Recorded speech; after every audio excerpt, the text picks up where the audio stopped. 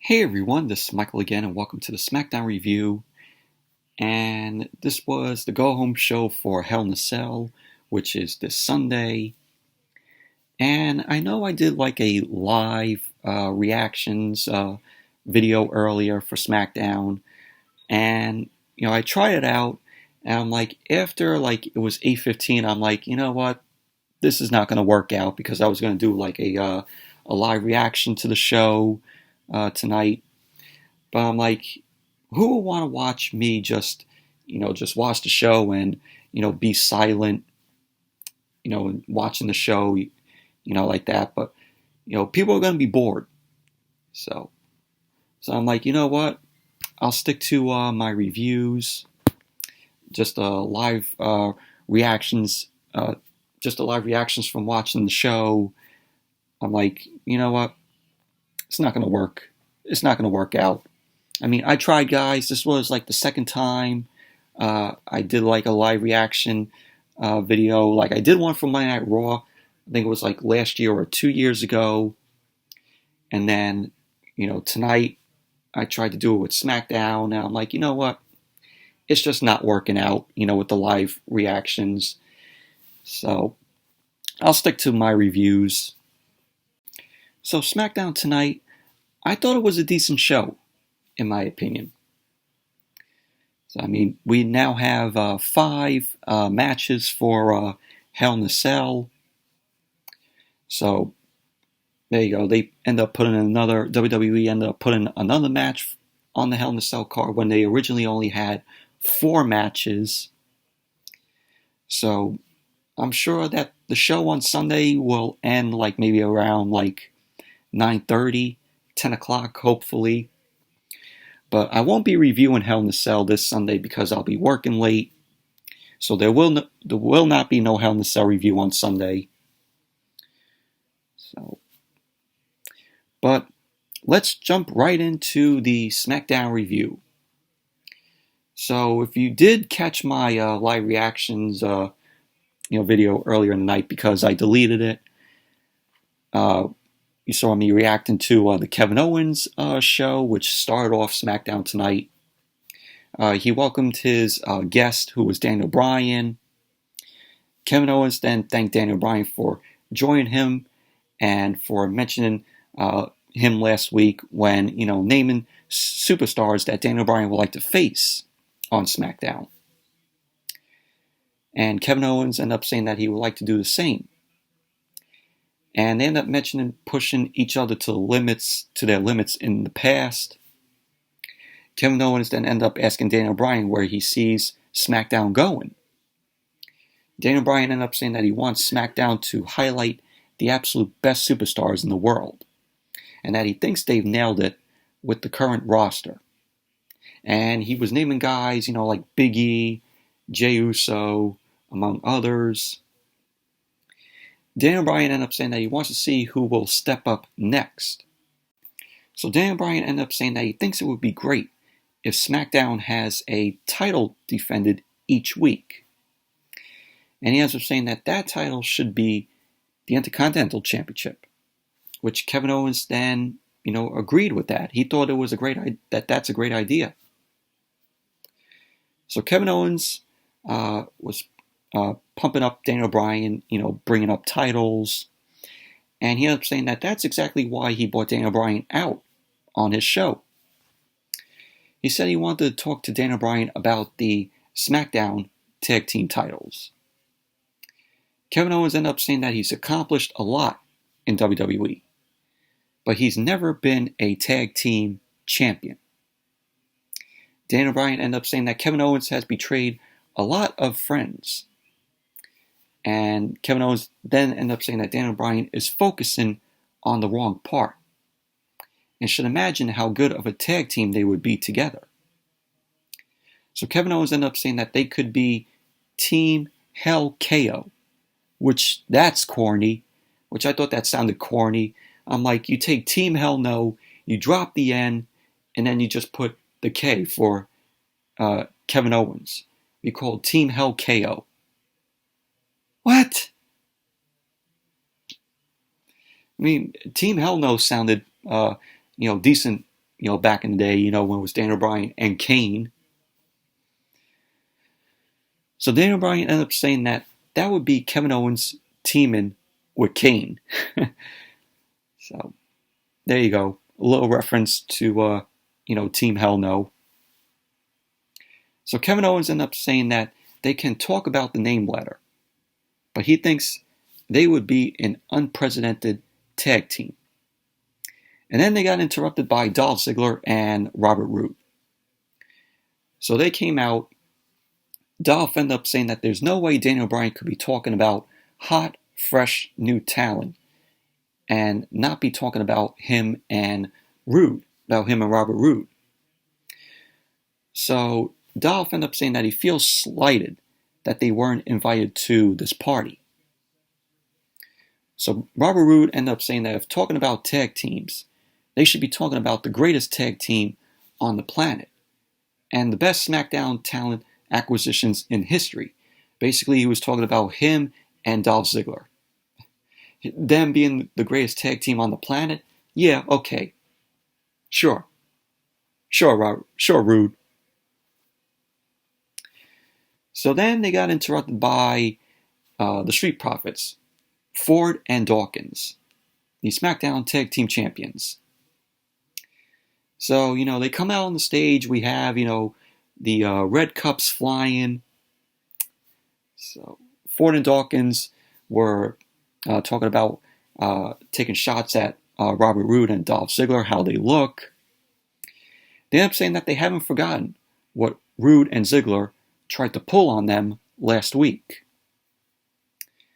So the Profits end up saying that they are excited to be on SmackDown because they, of course, they want the smoke. So Cesaro and Nakamura ended up coming out. Cesaro ended up talking about how they've been carrying the SmackDown brand for months. So then we saw the Profits, they were in the ring with Kevin Owens and Daniel Bryan. Daniel Bryan ended up saying that he and Kevin Owens should test the theory of how good of a tag team they'd be. So then we had Cesaro, Nakamura, Roode, and Ziggler coming into the ring. A brawl broke out between these guys. So the timekeeper ends up ringing the bell because of the brawl. And then, lo and behold, once again, Adam Pearce comes out. The guy who gets TV time, when being a yes man to Vince. So he comes out. He's calling for an official to come from behind to separate these guys. And then SmackDown went to commercial. And that was that. And then we had the Street Profits, Daniel Bryan and Kevin Owens versus Cesaro, Nakamura, Roode, and Dolph Ziggler. 8-man tag. This match itself, it was, a pretty decent match. It's back and forth between these guys. And at the end of the match, we had the Street Profits, Kevin Owens and Daniel Bryan, end up winning the match. Kevin Owens and Daniel Bryan took out Nakamura and Cesaro to the floor. Dawkins then ended up hitting a spine buster to Cesaro. And Montez Ford ended up tagging in. And he went to the top, ended up delivering a frog splash to Cesaro. So there you go. The Profits, Kevin Owens, and Daniel Bryan win this 8-man tag match. Overall, it was a decent match. Wasn't terrible. And then, basically what this show focused on tonight was the Law and Otis segment, where, we're spoofing Law and Order, where we had The Miz, John Morrison in court with their lawyer, Tucker and Otis, were there. Of course, Tucker was Otis's lawyer. So Otis was representing himself, and he had his Money in the Bank briefcase. And what I liked about this is we had the APA here. We saw Ron Simmons, WWE Hall of Famer. Ron Simmons was the court deputy in this segment, and he ended up introducing the judge, who of course is another WWE Hall of Famer, JBL. So it was good seeing Ron Simmons and JBL here, and I enjoyed this whole segment, throughout the show with Otis and Tucker, The Miz, and John Morrison. So JBL ended up saying that Miz is suing Otis for emotional distress, wanton destruction of property, and creating an unsafe working environment, and also Money in the Bank negligence. So the Miz's lawyer, who was, a lady, she goes to give her opening statement, but the Miz ended up cutting her off, and so the Miz ended up speaking on his own. So Miz ended up making his case. He said that Otis has victimized him emotionally and physically, and that he has not held up his Money in the Bank briefcase responsibly.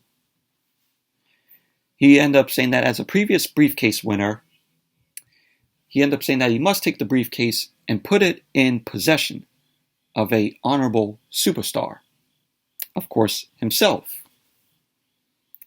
And he ended up saying, "Your Honor, that is the truth." So JBL then ended up asking Otis for his opening statement, and that he thinks he should have the briefcase because he won, of course, the Money in the Bank match. So the Miz's lawyer ends up telling him that Otis has a good argument. So the Miz ended up firing his lawyer, and it said to be continued. So that was that. But I enjoyed this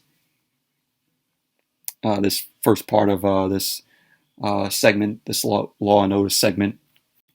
So then we had Bianca Belair versus Zelina Vega, and this was a okay women's match. Bianca Belair, very entertaining in the ring, very talented. So before the match got underway, we saw the Street Profits. They were celebrating with Daniel Bryan and Kevin Owens backstage. Daniel Bryan was left alone because of the Street Profits and Kevin Owens walked off. And Sami Zayn ended up walking over to Daniel Bryan. Sami Zayn ended up saying that he heard Daniel Bryan bad-mouthing him earlier, saying that the Intercontinental Championship should be defended each week.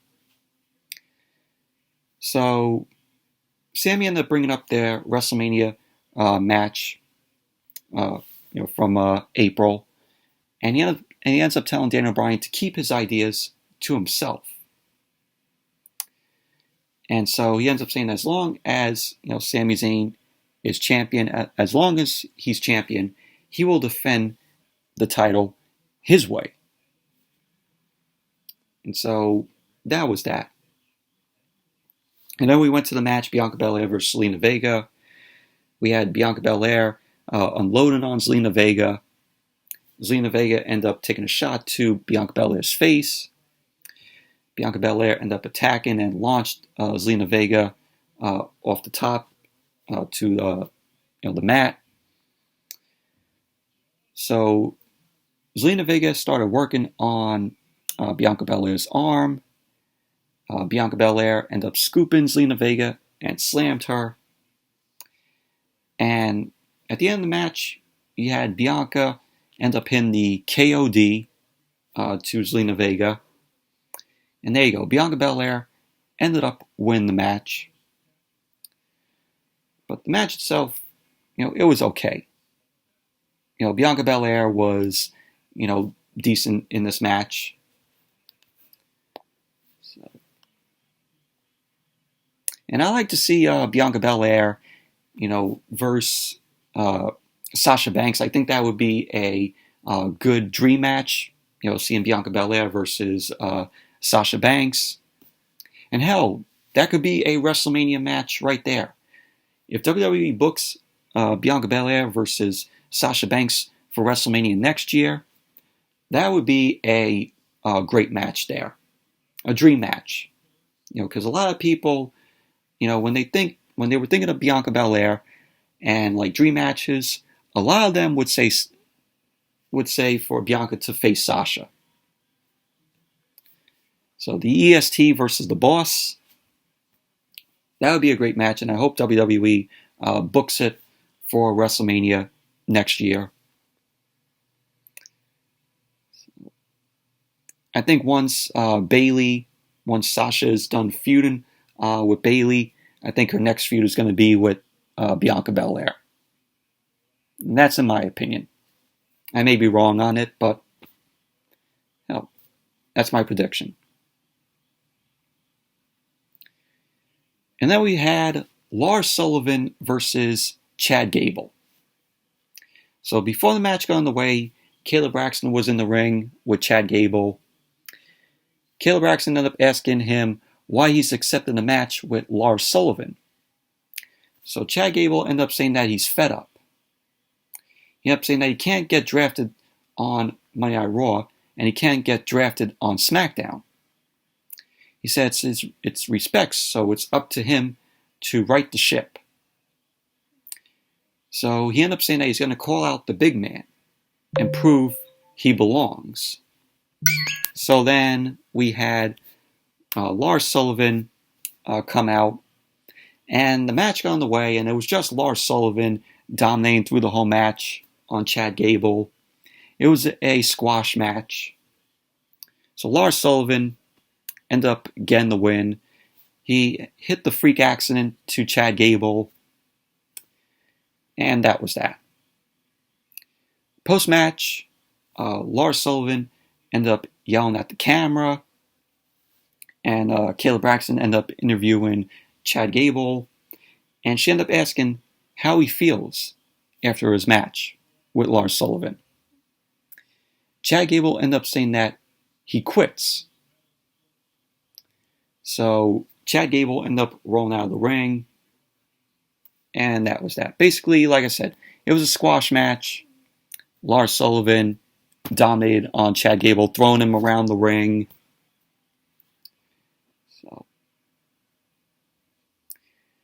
And then we had Elise Ashton backstage with Seth Rollins. She was asking Seth Rollins about his match tonight against his former disciple, Buddy Murphy, and the fun they had last week. Rollins ended up talking about how he plucked Murphy from obscurity, and he ended up saying that he's asked for this match for a specific reason after last week.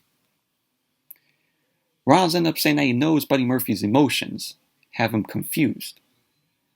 But everyone needs to understand that the greater good is all of us. And we all have roles to play. And that Buddy Murphy needs to understand his. Rollins ended up saying that he is a messiah and a savior. And that Buddy Murphy is a walk behind her. He ended up saying that there's no shame there, and that he will define Buddy Murphy's role for him. And so that was basically that. That was basically what Seth Rollins had to say. So we saw that later in the night, Seth Rollins versus Buddy Murphy. And then when SmackDown came back from the commercial, Adam Pearce was in the trainer's room with Chad Gable. Adam Pearce was asking how he was. He ended up asking Chad Gable if he really just said that he quit. So Chad Gable ends up saying that he's done being called Shorty G. And nobody wants to call him Shorty G. That's such a stupid name for him. I call him, I and other fans call him as Chad Gable. Because that's just a stupid name, Shorty G, that Vince McMahon came up with. It's like, oh yeah, I like that name of Shorty G. We're not going to call you Chad Gable anymore. We're going to call you Shorty G. Yeah, only Vince McMahon liked that in his freaking mind. Everybody else, even the fans, were calling him Chad Gable still. So who wants to call Chad Gable by a shitty name like Shorty G? So he ended up saying that he's done being called Shorty G. And he's done with this character. Good. he ended up saying that he doesn't accept this Shorty G crap, and that he's done being a happy little punching bag who just accepts who he is and tells everyone they could achieve what they want if they accept who they are. So he went on and said about his past accomplishments and says they're wide and have to be seen. He ended up saying that he's Gable, Chad Gable. So I'm finally glad WWE is dropping Shorty, Chad Gable's Shorty G name, because it's fucking dumb. It's fucking horrible. Just call him Chad Gable. Chad Gable did not need a name change like Shorty G. Fucking shitty name. But hell, Vince McMahon liked it. Thank God. Thank God that his name is back to Chad Gable. So then we saw Bayley was in the ring. She was with, of course, her SmackDown Women's Championship. She was 376 days now as the SmackDown Women's Champion. And she also had a chair in hand. Bayley ended up saying that she did a bunch of interviews this morning. And they all kept asking her the same question about Sasha. And if she will sign the contract to face her at Hell in a Cell. Bayley ended up saying that Sasha is an ungrateful little brat and that she doesn't deserve this and that she doesn't want to give Sasha what she doesn't deserve. Bayley ended up saying that she tried to be done with this weeks ago and now Sasha is just a bigger pain than before. So Bayley ended up laughing at Sasha, saying that she's bigger than the SmackDown Women's Championship last week. She ended up saying that she thinks Sasha got a little too conceited and her head's too big to fit in Hell in a Cell. Bayley ended up saying that they might as well burn the Hell in a Cell contract because she's signing it. So she ends up saying that Sasha calls herself the boss, but she's not the boss of her, of Bayley. So then Sasha ended up coming out. Sasha came down, marching to the ring, and she had the Hell in a Cell contract with her that she signed, but Bayley didn't. Bayley ended up saying that she's not signing the contract. And Sasha said Bayley better sign it because she started this, because Bayley started this and Sasha's ending it. So Bayley ends up swinging the chair. Sasha ducks. Sasha ended up grabbing the SmackDown Women's Championship. Bayley wanted it back so that she and Sasha could talk about this. Sasha then ends up offering the contract to Bayley. Bayley goes to grab it, but grabbed the title instead. And so her and Sasha are fighting for it. Sasha then ends up dropping Bayley with an elbow. Sasha then ended up wrapping the chair around Bayley's neck. And she ended up keeping the chair down with her foot on it, with Sasha's foot on it. And the chair was still wrapped around Bayley's neck. So she ended up grabbing the contract. Bayley ended up kicking Sasha back. Sasha trapped Bayley in the chair again. And Sasha was yelling at Bayley to sign the contract. Bayley refused. So Sasha ended up kept the chair around Bayley's neck. And Bayley ended up finally signing the contract. So Sasha ended up forcing Bayley to sign the contract. Sasha ended up kicking Bayley with the chair around her neck. So the match is taking place this Sunday at Hell in a Cell because Bayley signed it. So Sasha ends up dropping the title on Bayley, and she makes her exit out of the ring. So, and that was that. So the match is official, of course. Bayley versus Sasha, Hell in a Cell for the SmackDown Women's Championship on Sunday. course, we have 3 Hell in a Cell matches. That was one of the 3 Hell in a Cell matches that we are getting on Sunday. So I'm like, do we really need 3 matches, 3 Hell in a Cell matches Sunday? I mean, we have Bayley versus Sasha for the SmackDown Women's Championship. Then we have Roman Reigns versus Jay Uso. I Quit match inside of a Hell in a Cell. And that's for the Universal Championship. I mean, that's, original. There was never a I Quit match in a Hell in a Cell. So that's going to be interesting to see. And Roman Reigns and Jey Uso are the best things going on WWE television, along with Bayley and Sasha and Alexa Bliss and The Fiend on Monday Night Raw. So we have those 2 matches, and then we have Drew McIntyre versus Randy Orton in a Hell in a Cell. And the WWE Championship is going to be on the line. We had those 3 Hell in a Cell matches, and then we have Jeff Hardy versus Elias. And then the 5th match, which I will get to soon. So then we went back to the Law and Otis segment, where we went back to the courtroom. John Morrison was shown testifying about how Otis assaulted him and assaults a lot of things. John Morrison was shown getting emotional, and The Miz ended up handing him a handkerchief, which was funny. And so then we had Rey Mysterio. He took the stand. Rey Mysterio was saying that, in the Money in the Bank match, he was in the Money in the Bank match, and Otis ended up walking out of it. Walking out the winner of the Money in the Bank match. He ended up saying, as far as he's concerned, Otis won the title shot straight up. And so then Asuka was in the stand now, and it makes sense because she was, of course, in the Money in the Bank match, because it was both the men and the women all going at it. So Asuka was in the stand, and she just rants in Japanese. JBL ended up asking someone if they got that. And then Teddy Long, WWE Hall of Famer, former SmackDown general manager, was there. He now was sporting a beard.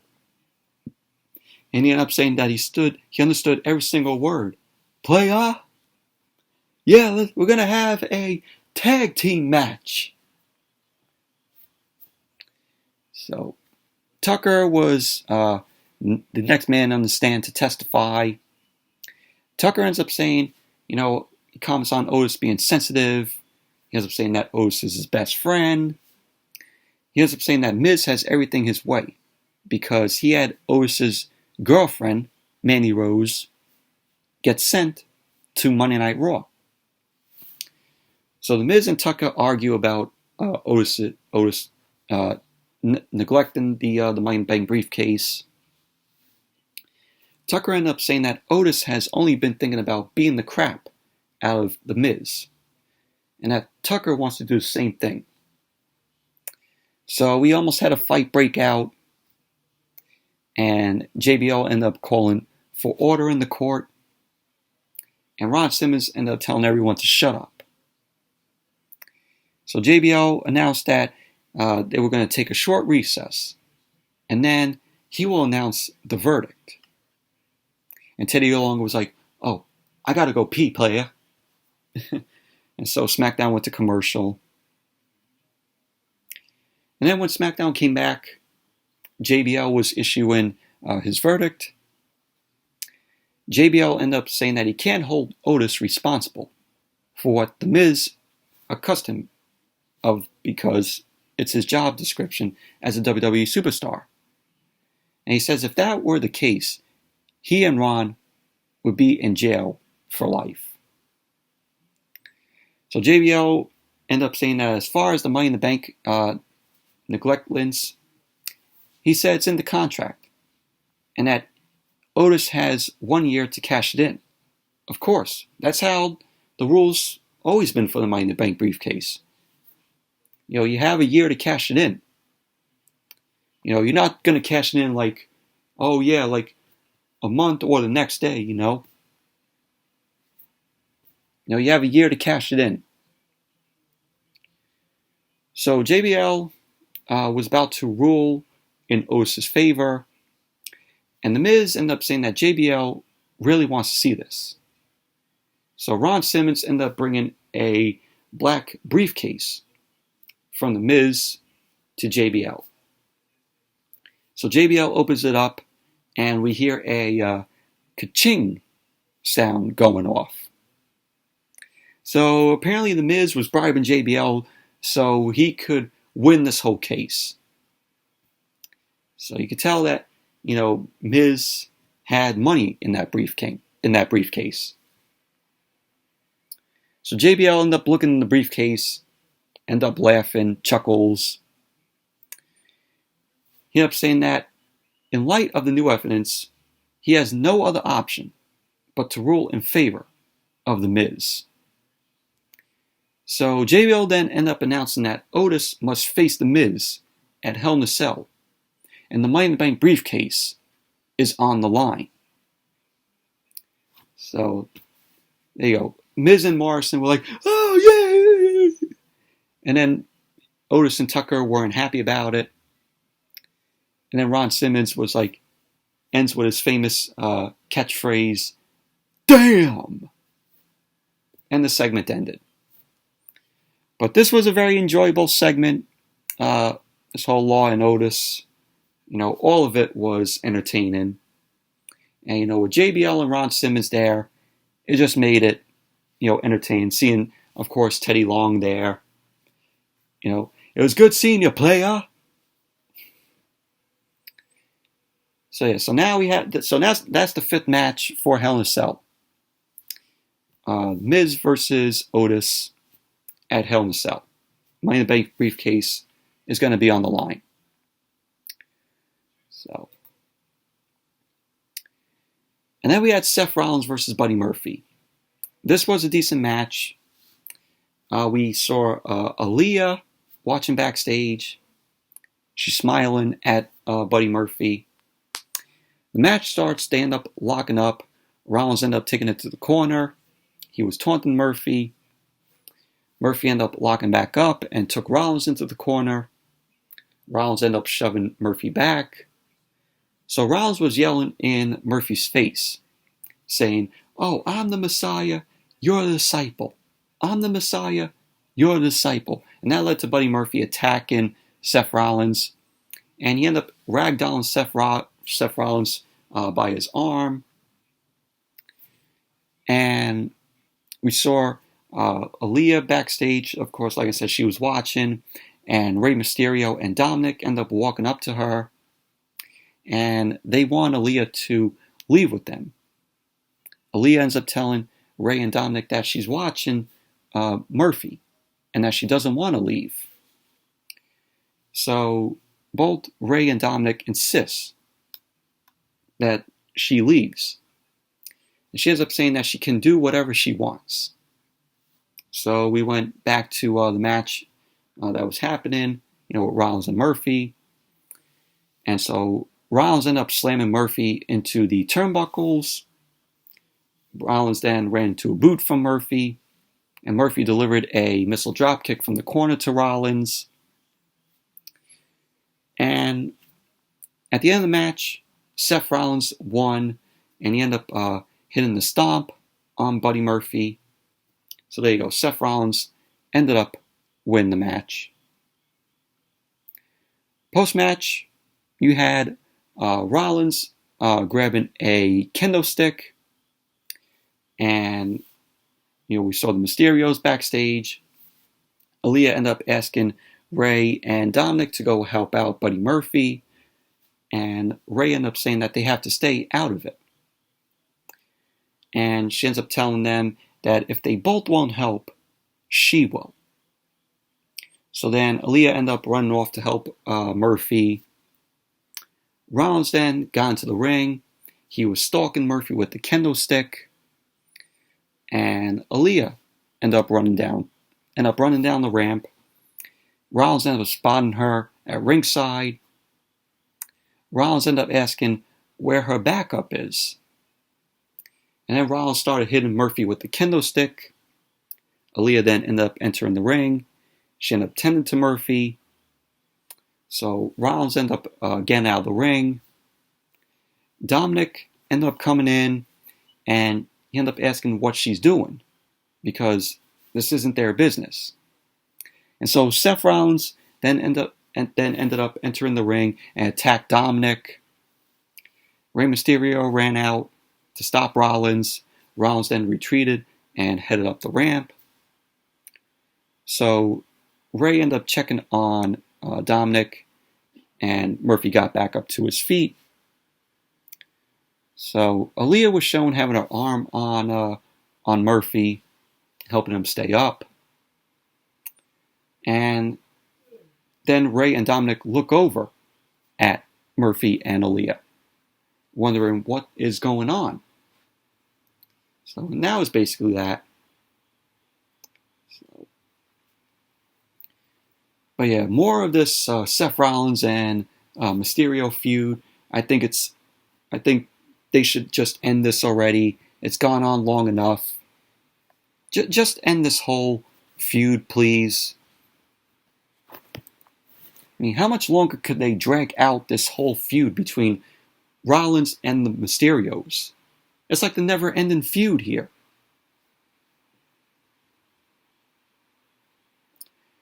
And so then we had Roman Reigns come out. Roman Reigns came out with Paul Heyman. Reigns ends up entering the ring. He raised the Universal Championship. And before Reigns could get out a word, Jay ended up appearing on the screen. So Jay was shown backstage in the VIP suite that Reigns had. We had, Jay ended up taunting the tribal chief and ended up saying that Reigns has changed and that he's got his head so far up his tribal chief ass that he's lost connections with himself and their family. So Jay takes off his bandana and hat, and he ends up saying, "Don't ask me. Ask my brother, Jay." So it was really Jimmy Uso on the screen all along. Got the fans thinking that it was Jay. But actually it was Jimmy. So Jimmy ended up revealing that Jay is right behind Roman. So then Jay unloaded on Roman. Jay ended up going to swing a chair, and Roman ended up dropping him with a boot. So Reigns ended up going to use the chair, and Jay super kicked Roman down. Jay went to the top and hit a Uso splash onto Roman. So Jay ended up hitting the stage, standing tall. Jimmy ended up coming out to join him. So Paul Heyman was shown in the ring as Reigns was getting back up to his feet.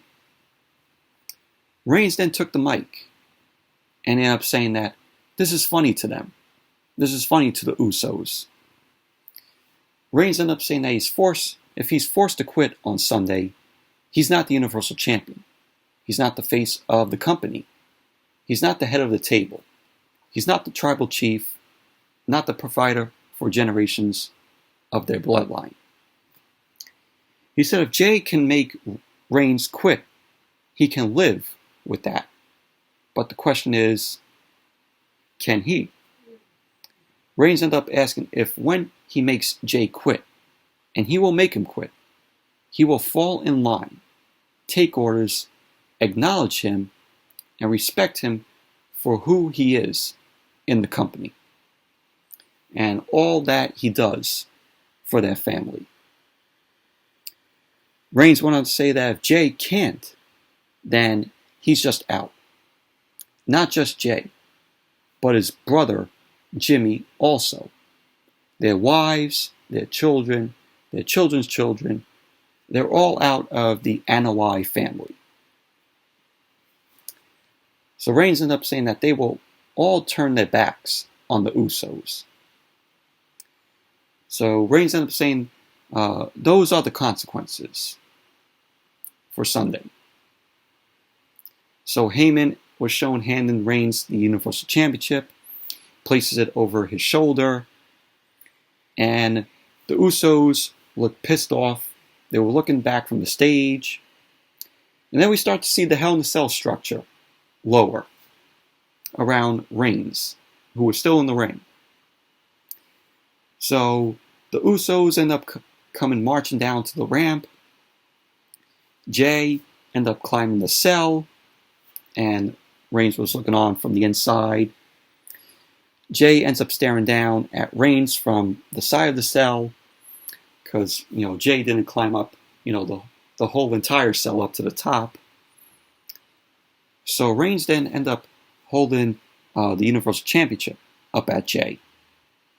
The both of them were yelling at each other, and that was how SmackDown went off the air.